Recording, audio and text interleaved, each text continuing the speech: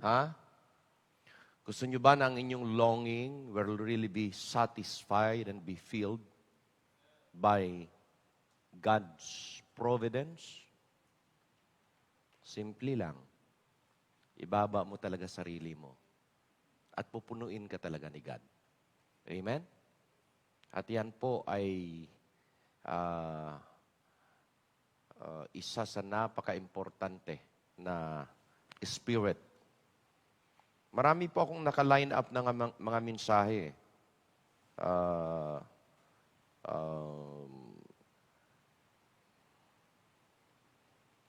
May isa akong mensahe pinamagatan kong Catch the Revival Spirit, not the COVID virus. Kaya, isa yan. Parang correlated doon sa kanta niya eh. Okay. Ano ang longing mo? Okay.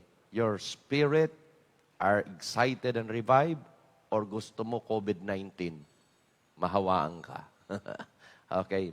Mayroon isa akong mensahe, planted strong in this pandemic. Okay? Baka sa Sunday yan. Sa next Sunday ko ipipreach.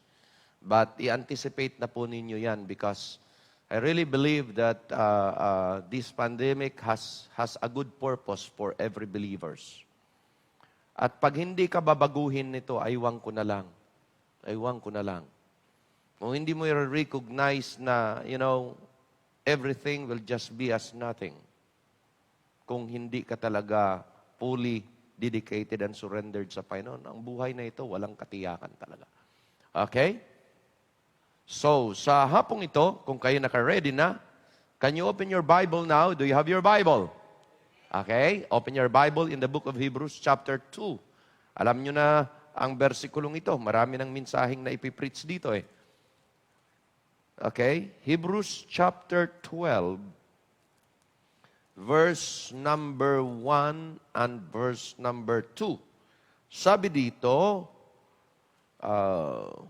wherefore seeing we also are compassed about with so great a cloud of witnesses, let us lay aside every weight and the sin which doth easily beset us, and let us run with patience the race that is set before us, looking unto Jesus, the author and the finisher of our faith, who for the joy that was set before him endured the cross, despising the shame, and is set down at the right hand of the throne of God. Another verse, gusto kong buklatin ninyo, ay matatagpuan sa 1 Corinthians po.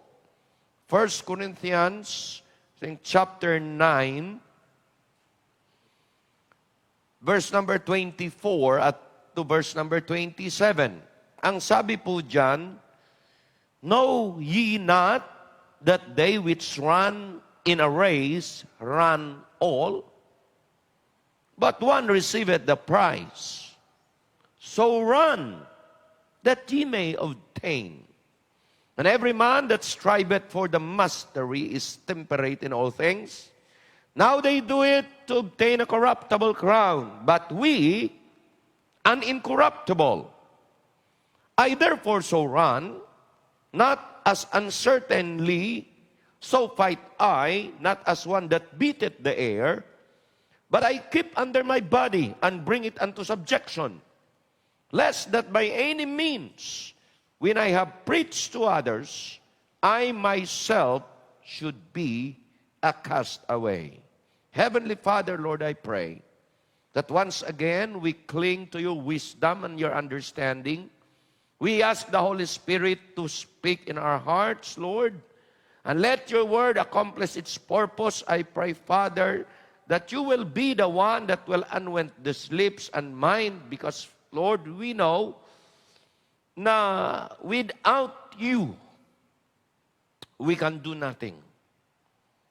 The provision, the supply ay manggagaling sa inyo. We need our spiritual food and spiritual diet that we could become strong and growing up believers. Tulungan po ninyo ng mensahe sa oras na ito will really give us something to think of. And we could be able to use this and apply this in our individual lives. Because yan po ang kailangan namin para tuloy-tuloy kaming matibay, tuloy-tuloy kaming matatag, tuloy-tuloy kaming matapat na naglilingkod sa iyo. Bless us now as we have this message, Lord, at we will entrust that everything that we need spiritually will be provided, Lord, through the message. And Lord, give something to each and everyone, a blessing. Maybe a good and great, a very personal statement that we could say, this one was a blessing, was for me. It is a nugget that I could enjoy because ito ang aking kailangan. Dalangin ko, Panginoon, ipagkaloob niyo po. Kine-claim ko ang lahat ng ito because I will totally entrust and rely on your touch, Panginoon, sa oras na ito. Fill the cup. And Lord, make us strong and make us whole. Ito yan. Dalangin in Jesus' name. Amen and amen. Sa oras na ito, nais kong dalhin sa inyo ang mensahe na pinamadakatan kong run the race even there is COVID-19. Okay? Run the race kahit na may pandemya. Ibig sabihin, tuloy ang paglilingkod kahit anong sitwasyon. Amen? Okay? Now, remember in the race, the spiritual race, tandaan niyo po ito, the starting line is the Lord. And the finish line is the Lord. Huwag niyong kakalimutan, ha? Sa pag-umpisa natin, ang sabi diyan, the author is the starting place, the author is God. Ang sabi doon, He is the author and the finisher, okay, of our faith. He is also in the finish line. Bakit po? Kasi doon sa finish line, nakaraan na ang reward para sa naglingkod ng matapat. Amen? Ha? Tapusin mo ang takbuhin mo. Okay? The finisher, the complete, the totality of that race, in the race, ay doon po nakaantay ang Panginoon. Okay? So, to finish the race, there must be a strong stamina. Kailangan po yan. Kailangan ma-develop mo ang iyong talagang spiritual stamina. Okay? Okay? There must be a strong stamina or endurance because it is a long-distance run. Hindi po ito sprint or hindi po ito yung 100-meter dash na napabilisan. Hindi po. Ang takbuhin ito ay hindi po yan sabi niya. Hindi ito pabilisan. Ano ito? Ito ay patibayan. Amen? Amen? Kaya tumibay kang Kristiyano, ito ay patatagan. Amen? Matatag dapat ikaw na Kristiyano, matibay ka dapat, at ikaw dapat ay malakas, spiritually speaking. Hindi niya tinutukoy yung physical eh. Amen? Okay, Satan, ito, magandang statement ito. Nakuha ko ito sa pagbabasa ko eh. Satan is working double time. Be in prayer overtime, sabi niya, as the apostle presses on. Opo, paano natin kalabanin ng demonyo? Simple lang yan eh, sa panalangin. Pero kinakailangan, kung ang demonyo nagtatrabaho double time, abay, kinakailangan tayo, mga Kristiyano, ay kailangan na nanalangin din tayo overtime. Hindi minamadali natin yung pananalangin natin. Amen ba? Amen? Amen? Kinakailangan may time tayo dyan. Kasi pagpapalakas siya ng ating individual stamina, yung panalangin natin. Mga kapatid, dyan tayo nagdo-draw ng strength sa Panginoon. Dyan tayo kumukuha ng tatag at lakas at tibay upang pag tayo inatake, kaya nating labanan. Amen ba? Amen ba? At tandaan nyo po, hindi yan the stamina, the development of your personal stamina. Hindi mo yan makukuha sa kasama mo. Hindi. Ikaw ang mag-develop yan sa'yo mismo. Paano ko i-develop yan? Nakaluhod lagi. Amen? Lagi ganon. Bakit po? Dahil yan po ay napaka-importanting trabaho. Philippians chapter 3, verse 13, ang sabi niya noon, Brethren, I count not myself to have, hindi ko inaari na nandoon ako. But this one thing I do, sabi niya, I will not live in the past. Past is past. We may have faults, we may have difficulties, we may have failures in the past, but let us not dwell in the past. Let our past be our lesson to learn, to move on, and to be able to press on. Tama? Nangyari kay Apostle Paul, hindi pwede mangyari sa atin. Amen? Dahil sabi niya, forgetting those things which are behind, reaching forth unto those things which are before. Sabi sa verse 14, I press toward the mark.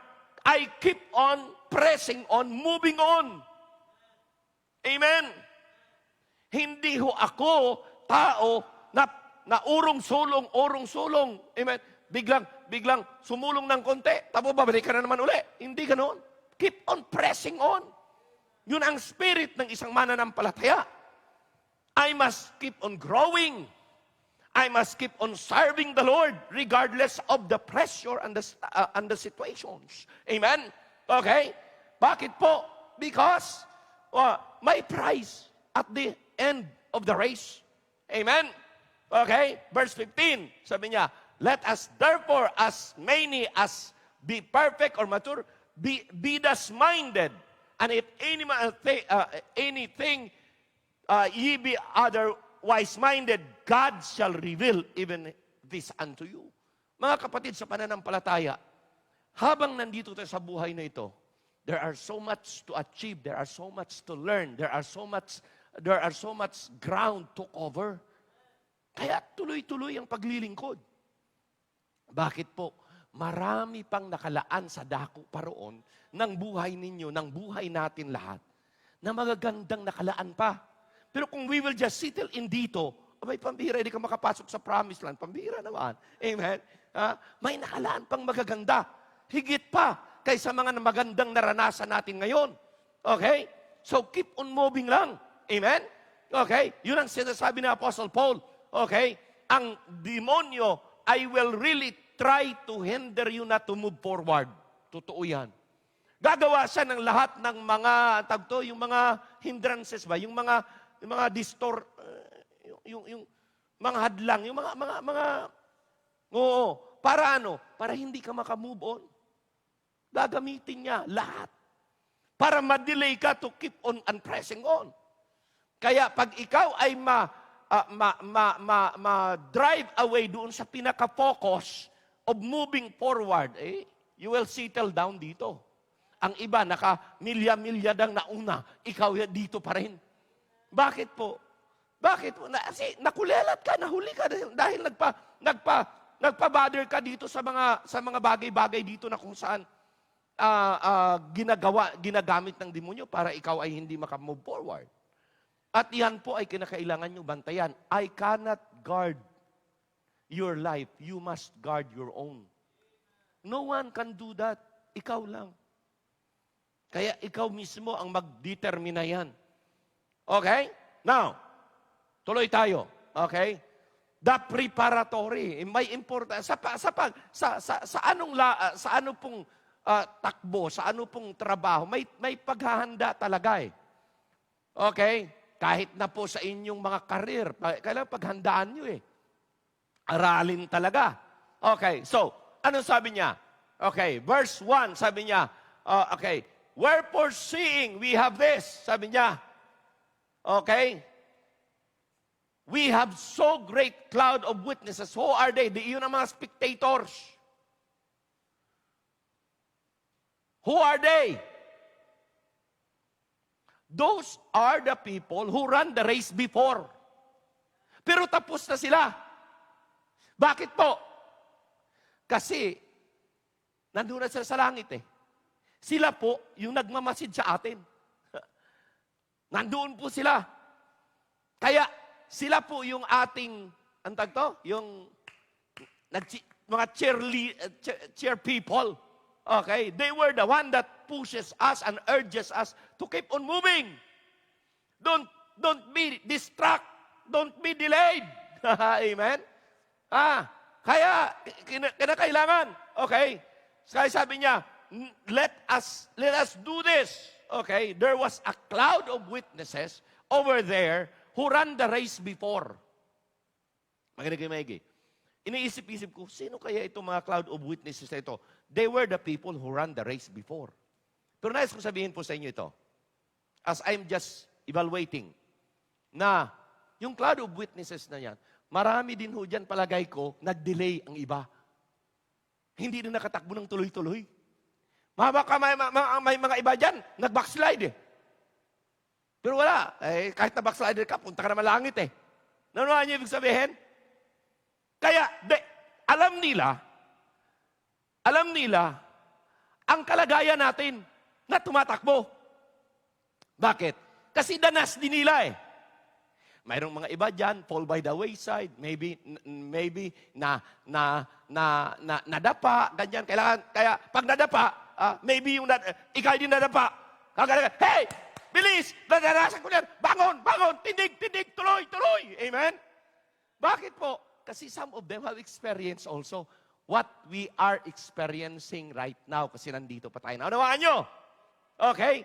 Of course, mayroon talagang tuloy-tuloy. Walang mga distortion ganyan. Wala pong nakatuloy-tuloy sila. So sa mga tumutuloy-tuloy ganyan, mga tumatakbo, at tandaan nyo po, ito ay hindi paligsahan na ang kakumpetensya natin, kapwa natin. No, hindi. Bakit po ang ating run na ito, mga kapatid, individually ito, pero hindi tayo nakikipag-compete sa isa't isa.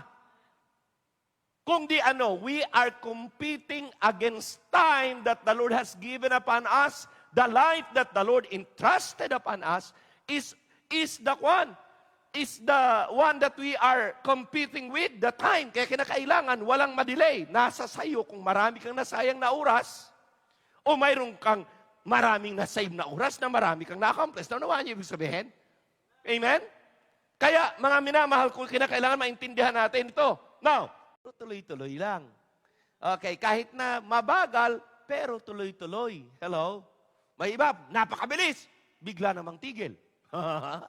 Iba yung faithfulness. Simply mabagal, pero tuloy-tuloy ang increase. Tuloy-tuloy ang progress. Okay? The example of a faithful athlete or a servant of God is so important. The cloud of witnesses, nandyan po yung kwan eh. Yung mga guidelines eh. Una, kinakailangan maging matapat ka sa iyong disiplina. Ikaw mismo mag-inflect nito sa iyong sarili. Pangalawa, may nagmamasid. Hoy, mga kapatid, mayroong nagbibigay encouragement. Mayroong cloud of witnesses which they are compassed about. Number 3, the race must be run with patience. Kailangan pasensyoso ka. Alam mo, maraming mga Kristiyano, nawawala yung pasensya.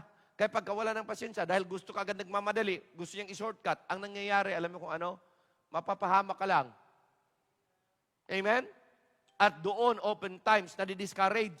Bakit nadi-discourage? Kasi gusto mag-shortcut eh. Hindi pwede. Learn to grow. It may be slow, but grow slowly. Hindi bali na. Basta lumalago ka. Okay? Ha? Now, tingnan niyo po ito. Remember this. This is not only, kaya mahaba, because this is a run for a lifetime. Hello? This is a run for a lifetime. Therefore, we run with full spiritual stamina and spiritual maturity. Hindi po ito takbo lang pagkatapos titigil ka na. No. Habang ika'y binibigyan ng Diyos ng buhay, araw-araw you need to run your race with patience. Ha? Hindi minamadali. Hindi sinushortcut. Hindi po ay ikaw tao na makukuha mo kaagad ng pabilisan. Walang ganyan. Amen. Patience are developed. What? Gradually. Amen. Amen. Patience are developed gradually as you grow older and stronger spiritually. Doon na di-develop eh. Sa totoo lang po, karamihan ng mga kabataan, pabugso-bugso ang damdamin, at saka, ang tawag nila nga, mapusok. Hello? Napakahina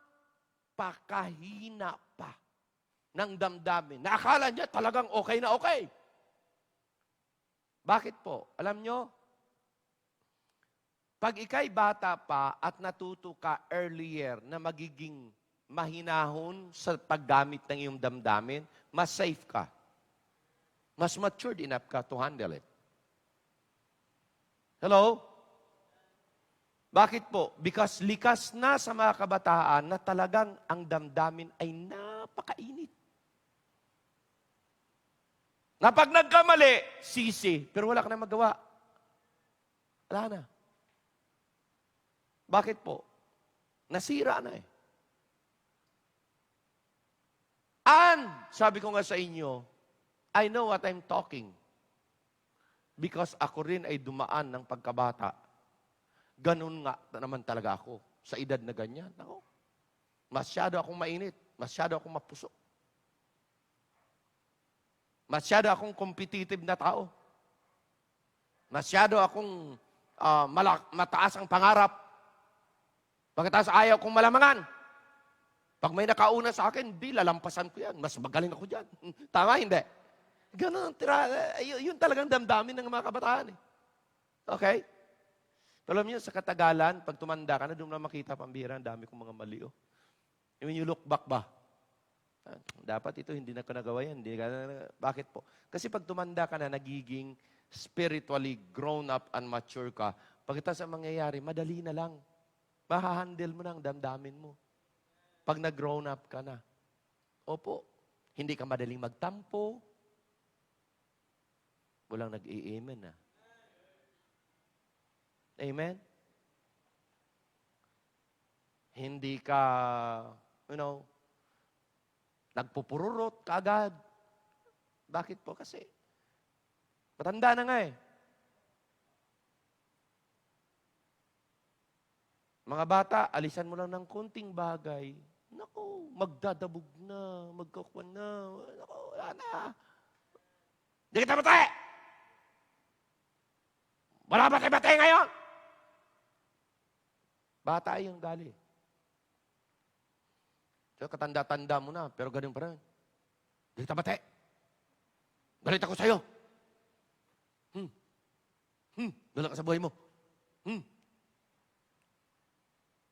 Tanda ng kabataan. Akala mo, tanda ng katandaan. Hindi. Palatandaan ng kabataan. Oh. Pastor, bakit? Alam mo, siyempre, dati din kami riyan. Di ba? Mag-amen naman yung mga matatanda. Totoo, hindi.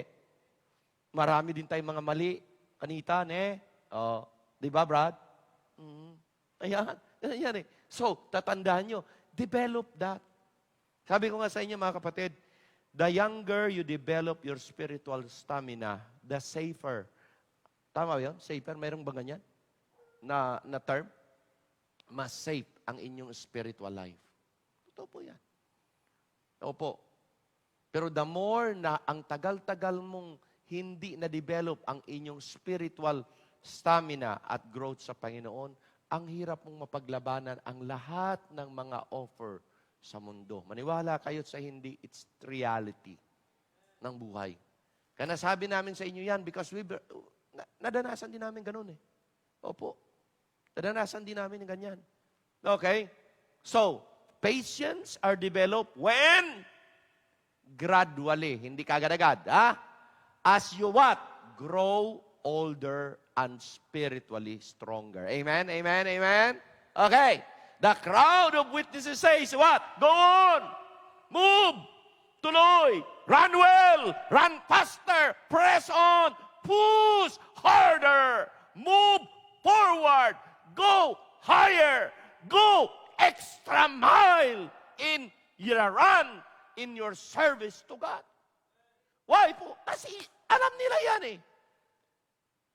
This is the race worth running for. Why? Why? Because hindi natin ina-aspire yung earthly reward. Ini-expect natin, ina-aspire natin your heavenly reward. Na yan po ay pang magpawalang hanggan. Amen? So, tandaan po natin yan. Ito ang magandang bigyan ng tama, ekstrang oras. Laanan ng maraming panahon. Ilaan mo ang the best na talento mo dyan. I-develop mo yan. Ang the best effort at lakas, ilaan mo dyan. Why? Because pang eternity yan eh. Hello? Oftentimes, ang ginagawa ng demonyo, ang ating oras, ang ating talento, ang ating lakas, kinukuha niya para tayo maging busy sa mga bagay na kung saan panlupa lang. Pang-temporaryo lang. Sayang. Sayang. So, sana makuha niyo ito. We need to get this, mga kapatid.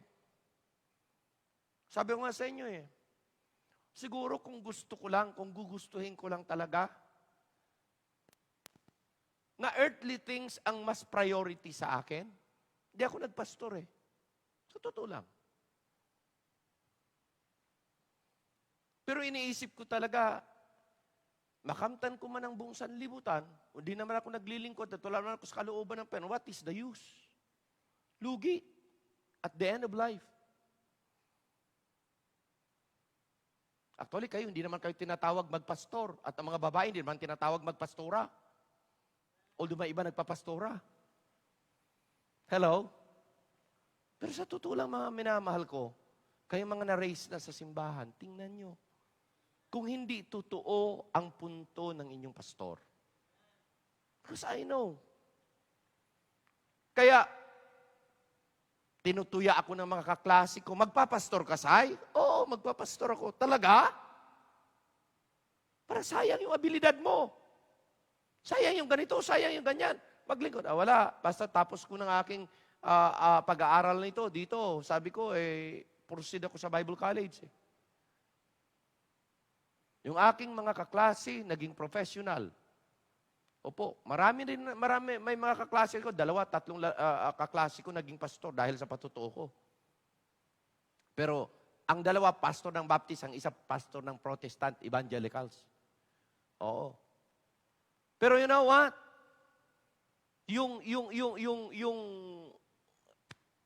Nung kabataan pa namin, sabi na, sayang.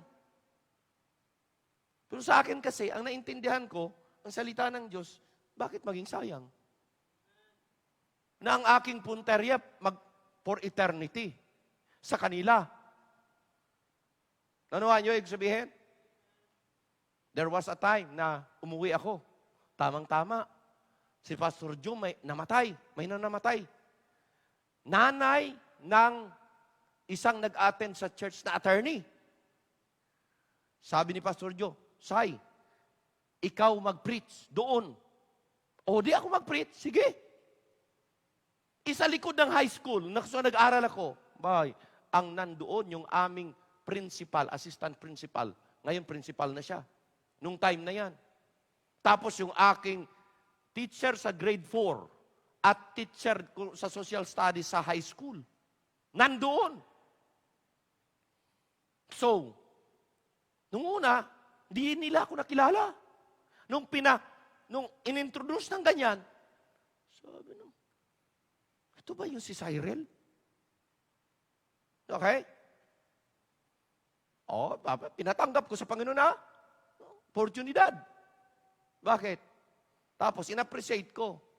Dati kayo ang mga teacher ko at hindi ko po mararating ang lugar na ito kung wala sa pagtuturo ninyo. Hayaan nyo naman na sa oras na ito, I will be your teacher and a professor. Yan. Of spiritual things. Tumanggap sa Panginoon. Tapos sabi pampihira ka, ang bata ka. Opo, sir. Tumanda na rin eh. Oo. Ganun lang. Talagang naabot mo yung sinasabi mo noon, ha? Sir, kasi pagsunod sa Panginoon, ibang klase. Pero iba ka na ngayon. Parang nasapawan mo pa kami. Parang ganon. Sir naman, hindi naman po ganon. Inire-recognize ko pa rin na kayo ang mga mentor ko. Okay? Kasi hindi ako makakarating dito kung wala sa pagtuturo ninyo. Pagkatapos noon, nabalitaan, nung aking mga kaklase. Pagkatapos, biro mo, 6 na kaklase ko nag-attend sa New Sagay. Pinakinggan ako mag-preach. Tapos yung pa, may mga engineers na, engineer ng central, ganyan, engineer, tapos mayroon akong kaklaseng doktor ng ganyan. Nagkapangipangita. Tapos sabi nila, iba talaga no? Iba ang narating mo, Say. Iba. Hindi ko narating to. Ang Diyos ang sinunod ko. Hindi naman ako nangarap magpastor eh. Ayaw ko ngang magpastor eh. Pero it was God who made it possible. Hello? Kaya iangat ka talaga ng Panginoon. Mas mainggit nga ako sa inyo, nakakainggit ka naman. Nakakainggit. Ikaw, engineer. Ikaw, doktor. Ikaw, ganito. Pabihira naman, mga professional na kayo. Pero iba pa rin eh. Pagdating sa crowd, ikaw ang nagsasalita, hindi kami. Wala tayong magagawa. Kasi yung mga professional sa level ng pastor, ay tinuturuan niya lang yan. Lawyer, doktor, tinuturuan lang ng pastor yan. Bakit? Kasi mas angat ang study ng pastor. Kasi spiritual, hindi physical. Hello? Amen ba? Iba talaga eh. At saka bibigyan ka, sabi mo sa iyo, bibigyan ka ng dunong ng Panginoon. Kaiba. Angat talaga. The highest wisdom of this world, mga kapatid, yung pinakaangat na dunong na ng sa mundo, hindi pa rin uubra sa pinakamababang dunong ng Diyos. Ang dunong ng Diyos, yung binigay sa atin. Dunong ng mga prinsipyo mula sa salita ng Diyos. Kaya talagang aangat ka. Hindi dahil inangat mo ang sarili mo, kundi it was God who lifted you up. Hindi ikaw. Kasi kung ikaw, wala talaga. Kung ako, wala. Kaya yun ang lagi kong sinasabi. Na iba talaga ang Panginoon na paglilingkuran mo. Kasi ang Panginoon mismo ang siyang magde-develop sa iyo in a certain level that it is only God that will be glorified and mamagnified, hindi ikaw. Pero mag-glorify and ang mga tao talaga titingalain ka eh. Not because you want, but because they have seen what the Lord did in your life. At yun ang kaibahan, mga minamahal ko. Okay? Now, remember that this run is a lifetime run. Amen? Saan mag-start? Kay Lord Jesus. Saan mag-end? Kay Lord Jesus din. Amen? Tandaan nyo, kaya lahat ng inyong pagpapractice, lahat ng inyong mga pagpapagal, lahat ng pagpunta nyo sa simbahan, lahat ng iyong ginagawa, may reward dyan. Oo, may nakalaan dyan. Maganda.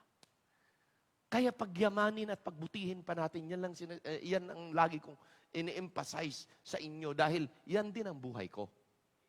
I will enjoy very much sa aking paglilingkod sa Panginoon. Bakit po? Yun lang po ang buhay. Yun talaga ang buhay na worth living for at saka buhay na may meaning. Ala nang iba. Opo. Kaya sabi nga ng Bible, ano mang makamtan mo dito, lahat yan is nothing kung wala ka na ipaglingkod kay God. Kaya run the race with patience. Amen? Okay? Mayroong nagkakuan sa atin, nag-encourage sa atin. Last, the perseverance. Kailangan ito po. Hindi lang the preparatory. Okay? Hindi lang yung tinatawag na pangalawa, the perfective. Okay? Yung complete action na yung gagawin. At yung perseverance, importante. Talagang porsigido ka. Hello? Sa totoo lang. Di ba? Ito, tingnan nyo ha. Pag kayo nagtatrabaho, mga empleyado kayo, hindi ba kayo mismo obligado?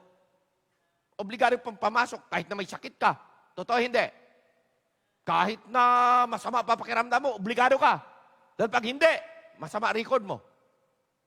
Tama hindi? At ang mga benefits, mga wala. Ang ina-aspire mong promotion, mawawala. Tama hindi? Sa physical yan, sa physical. Amen? Mamaya na-demote ka pa. Mamaya, sahod mo, kumunti pa. Bawas. Tama, hindi? Oh, sa physical yan. Okay? Sa human yan. Sa earthly work yan. E paano yung heavenly work? Pag yun ay pinabayaan natin, talagang sigurado, mababawasan rin reward mo. Hello? Mababawasan din blessing mo. Eh, si God naman nagbibigay ng blessing. Hello? Ma-expose ka sa masama. Ay, naku. Hello? Di bali ng kunti-kunti lang. Di bali ng nakakaraos ang okay na yan sa akin. Basta siguraduhin ko, ang proteksyon ng Panginoon, lubusan ay nasa buhay ko. Para ano? Hindi ho ako mapahamak habang ako'y nabubuhay at naglilingkod sa Kanya. Tama, hindi? Ganyan din po sa spiritual. Kaya we need to persevere. We need to be determined to finish the race no matter the hardship is. Kahit na may COVID, tuloy. Hello? Kahit na may danger, tuloy. Kahit na may hardship, tuloy. Kahit na may trouble, tuloy. Kahit na may sakit, tuloy. Mayroon, sa trabaho nga wala kang angal Kahit na sama ng pakiramdam mo, kailangan mong magtrabaho. Tama, hindi? Dahil ayaw mong magkaroon ng bad record. Kay God. Hello? Kay God. Kaya lagi siya sabi, perfect record ka nga. Sa lupa. Sa langit. 95. Ang grado. Pasang, awa. O awang, pasa-pasa. Hello? Bakit ho? Because nakalimutan natin na may mas mahalaga. At ang mahalaga ay importante. At ang importante ay mahalaga. Pabalik-balik lang yun. Amen? Pahalagahan nyo yung importante, okay? Walang nag-i-amen na. Because ang importante, mahalaga. Kay God. Remember this, kay God. Kay God. Amen? Para kay God yan. You offer and give the best for God.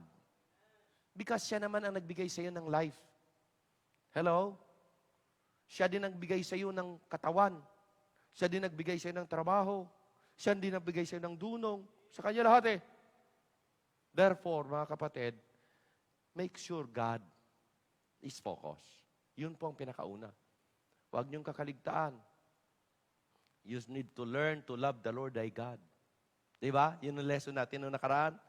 Love the Lord thy God with all thy heart, with all thy soul, with all thy might, with all thy strength. Bakit po yun ang una Okay? Determined. This is the race up to the last breath. A race for life up to the last breath. Kaya napakahalaga. Faith and patience are the conquering graces. Huwag niyong kakaligtaan. Sa pagtakbo mo ng ganyan, ang pagtitiwala mo sa Diyos at ang grasya ng Diyos, yan po yung tinatawag ang conquering grace ng Diyos. Therefore, we must always cultivate it. Kinakailangan, lagi yan. Cultivate natin yan. Perseverance na yan. Paano? Okay. Faith and meditation will fit in fresh supplies of strength. Ang pagtitiwala sa Diyos at ang meditation natin, lagi yan nagbibigay ng ng lakas. Amen? Ng renewal of strength. Okay? Na ilalagay sa ating buhay. So, tandaan po natin yan. Ano yan? Fresh supply of strength, comfort, and courage. Yan po ang naibibigay sa atin. Kaya hindi ka manlulumo Kahit na may sitwasyon pang ganito. Bakit po? Kasi nandyan yung pananampalataya, pagtitiwala natin sa Diyos. Amen? Nandyan yung ating meditation, ang ating pagnilay-nilay sa Panginoon at sa Kaniyang lakas. Doon po tayo kumukuha. ng comfort sa buhay na to. Eh kung wala yan, ako, para din tayong mga tao sa labas na walang Diyos. Tama, hindi? Amen? Okay. Your self-denial and keeping on your eyes on Christ, finding our strength in the Lord, placing our all in the altar of the Lord, and refusing anything that would impede spiritual progress should be our constant motivation. Yan talaga ang iyong panghahawakan. Wag ninyong hayaan na anumang bagay na magpapabagal sa inyo, yan dapat ay kailangan niyang ma-overcome nyo. Amen? Yung motivation natin, kaya titingnan mo lagi, ano bang mga bagay-bagay na nakakapagpabagal sa aking paglilingkod at sa aking kapursigihan sa Panginoon. Hindi ko hayaan i-cater ito. Hindi ko hayaan na ito ang mag-overwhelm sa akin. Bakit po? Because ito ay magpapabagal sa aking pagkilos at pagtakbo sa Panginoon. Amen? Constant motivation natin yan. Kaya kailangan nakasandig ka saan? Nakakubli ka lagi saan? Sa Panginoon. Naka-sheltered ka lagi sa protection ng Panginoon para lagi kang maingat, lagi kang aktibo, lagi kang on the go. Hello? Dahil pag wala yan, ikaw mismo ay talo. Ikaw mismo malulugi. Amen? Hindi po malulugi yung iba pag ikay bumagal. Ikaw mismo. Hello? So, ikaw mismo ang magdetermina. Your determination will count. Kaya may motivation ka dapat. Anong magmumotivate sa'yo? To do more, to serve more. To level up your service. To grow up, to master your performance. Ano, importante po yun eh. Totoo ito eh. I really appreciate you, yung choir natin. Okay? Gumaganda talagang, mabibless ka eh. Kunti man, o marami man sila, mabibless ka pa rin. Bakit? Kasi na-develop na eh. Hello? Pero tandaan nyo, that is outward physical development. May spiritual development, i-develop nyo yan. Hindi dapat mawala sa inyo yan. Kayo mga tumatayo dito, importante yan. Bakit po? You may develop your talent. Pero pag ang iyong relasyon sa kay God, hindi mo ma-develop, ang talent mo ay sayang din. Because hindi ka talaga gagamitin ng Panginoon. Amen? Some of you have experienced that already. Na ganun pala, no? Sino ba? Isang man of the church natin, sabi niya, alam mo, sir, nung ako napatrabaho dun sa labas, si Brad Paul yan, sabi niya sa akin, Pastor, para akong stranger sa simbahan eh. Pasalamat ako sa lockdown. Bakit po? Parang, iba talaga. Bakit? Kasi ang there is something, kaya yung isasabi ko, pag hindi ka naglilingkod sa Panginoon, kahit nagaano pa kabusog ka doon sa trabaho doon sa labas, there is something, yung parang vacuum dyan sa loob na, there's something hollow over there, na hindi ka talaga kukontento. Parang kulang pa rin. Pero subukan mo na balanse. Nagtatrabaho ka, okay, busy ka doon sa labas, busy ka rin sa Panginoon, may nagagawa ka sa Panginoon. Hindi ka talaga mapipil guilty. Totoo, hindi? Ikaw mismo. Why? Kasi yun po talaga ang kapunuan, yun po talaga ang tunay na pagkakontento sa buhay. Na hindi mo naniniglect ang service mo kay God, hindi mo rin napababayaan ang iyong physical at financial work. Balanse po yun. Hindi away yan, hindi nag-aaway. Amen ba? Run well. Run with patience. Be determined na you will never forsake and neglect your opportunities and privilege of serving God. Huwag mong ipagpapalit yung mundo sa mundo. Kasi ikaw mismo malulugi. As I close, ay ito. Those who conquer the flesh in this earthly game were crowned with only temporal, earthly, withering, and fading trophy. Tama, hindi? Yung mga talagang nagpursigi, yung talagang nagtitraining, opo. Talagang, they were crowned. They will receive trophies. Pero fading at earthly. Now, but we, in our heavenly race, we have in our view an incorruptible crown that fadeth not away as our prize or reward. Tama, hindi? Yun po ang focus natin. Okay? The crown that is earned by denying self and many gratification of the flesh and the body is important na kailangan natin isagawa. Sino ang gagawa niyan? Ang magagawa ko, turuan kayo. Ang magagawa ko, ipagpipray kayo. Ang magagawa ng pastor nyo, ipifeed kayo well. Pero yung tinatawag na discipline, tinatawag na determination, sa inyo part yan. Because parte ko rin yan individually sa buhay ko.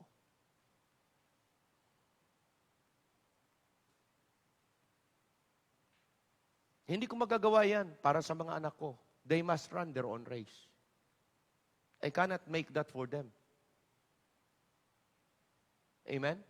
Cannot make that, hindi ko pwedeng takbuhin ang takbuhin ng asawa ko. No.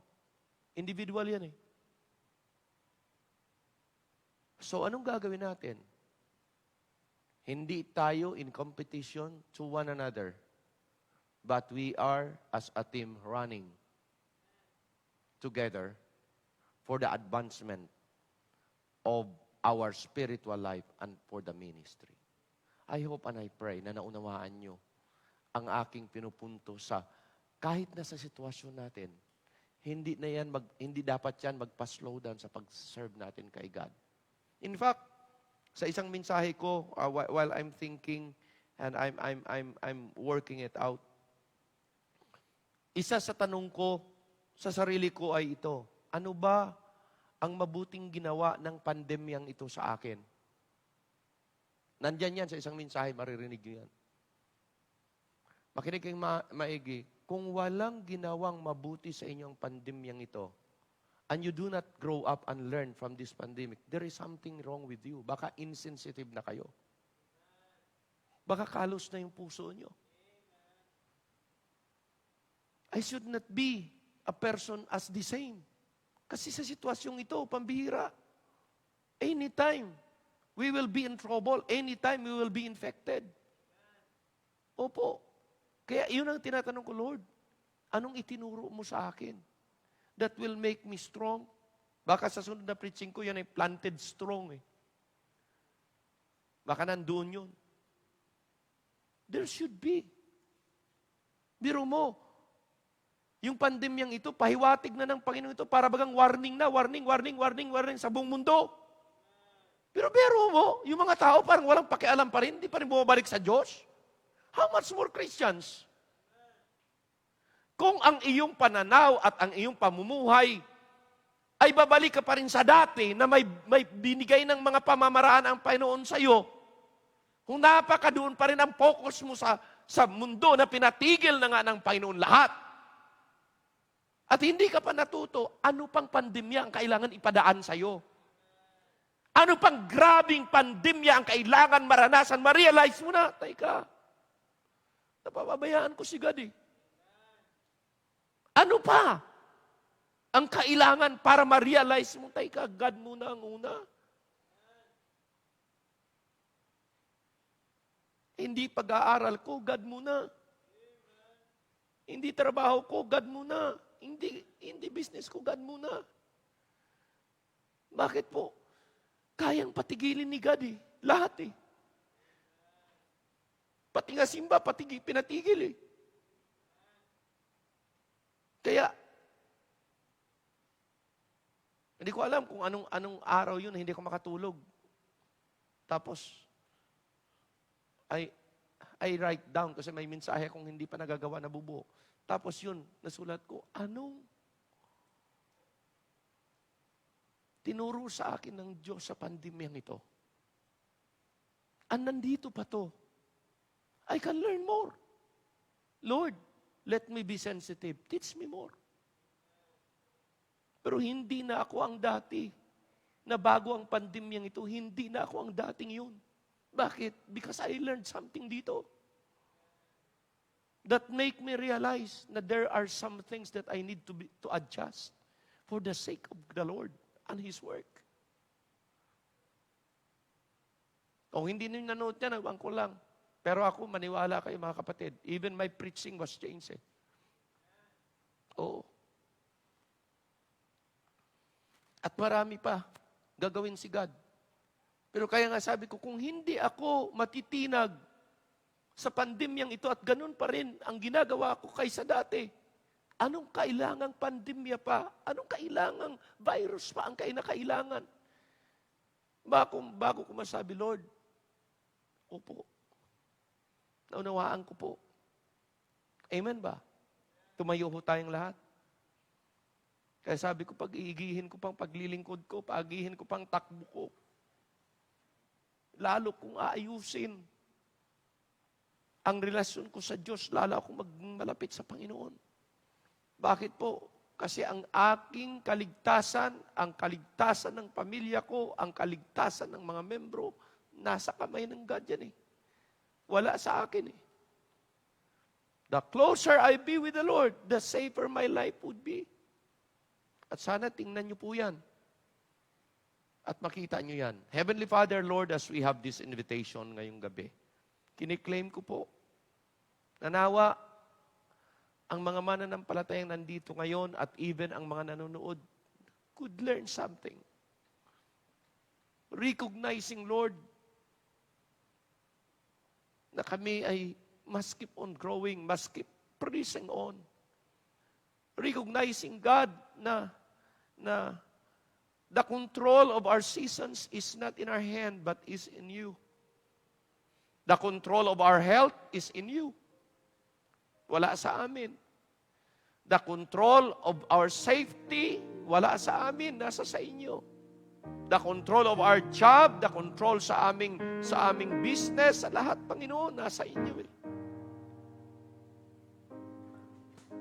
Tulungan niyo po na sana sa gabing ito, makita namin ng individual buhay namin should be handled by you, not us. I-bless niyo po ang aming invitation.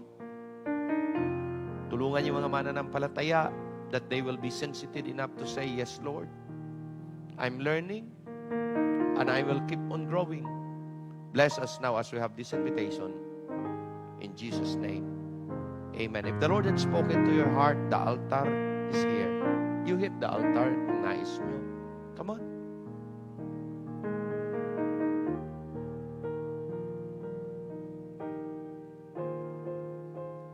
Realize, lahat tayo sama-sama with this pandemic, maraming paglilingkod na antala, na hadlangan. Pero nakabalik po tayo, mga kapatid ko. Anong mga natutuhan mo? Anong natutuhan mo? Anong natutuhan niyo? Will you go back to a life na kung saan walang pandemic na ganun pa rin? Did you really grow up? Kayo ang makameasure niyan eh.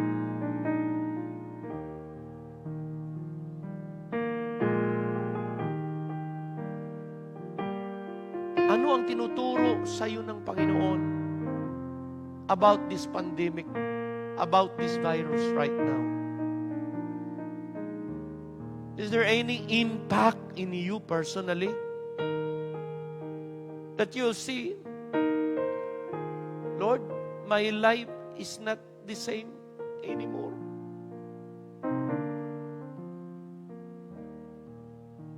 But I will grow. And I will keep on growing. Ang paglilingkod ko ay iba na. Dahil naintindihan ko, mahalaga pala. Napakahalaga. Ang paglilingkod sa iyo.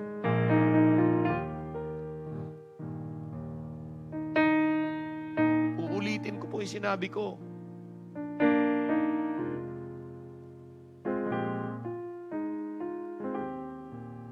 Kung wala kang natutuhan sa pandemyang ito? Anong klaseng pandemya ang kailangan ipaabot sa iyo at ipadana sa iyo ng Panginoon? Para talagang susuko ka at sasabihin ng Panginoon, sorry po, may kakulangan po ako sa nakaraan na wala pang COVID-19, ang dami ko pong kakulangan at ngayon, kaya pinadala niyo ito dahil pinarealize niyo sa akin na hindi ako dapat magpatuloy sa aking mga kakulangan sa inyo. You have given me enough time to realize, to recognize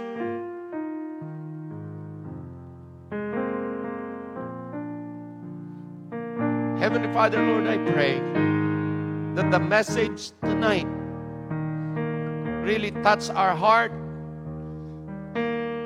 na paabot sa inyong mga anak ang kailangan nilang marinig, na paabot sa inyong mga viewers ang kailangan nilang ma-recognize, so that we will be growing, will not stop pressing on in your service. We will not offer more excuses. Because, Panginoon, sa pandemyang ito, lahat kami hindi pwede mag-excuse. Salamat, O Diyos, na ang mga salita niyo ay buhay, na kumakausap, at nag-recognize na, Panginoon, kailangan naming matinag, at laging kailangan naming magpakumbaba, kailangan naming lumapit sa iyo, kailangan naming mag-surrender ng aming buhay. Dahil, Panginoon, kung wala kayo at walang pagpatnubay ninyo, ang buhay na ito ay siguradong nasira na at nawasak na. O Diyos, we pray na kayo ang lahat ay maluwalhati. Nawa ang bawat isa have learned something that they will treasure in their life. Bless all of us. Thank you po sa inyong mga salita. At binabalik namin sa inyo lahat ng papuri, lahat ng pasasalamat, lahat ng glory. In Jesus' name, Amen.